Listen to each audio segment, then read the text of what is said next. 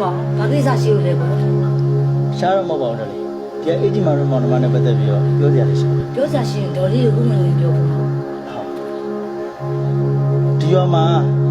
စိုးရိုးဖွဲ့ကကံကြော်နဲ့အေဂျီမာကိုအမြဲတမ်းအနိုင်ကျင့်နေရတ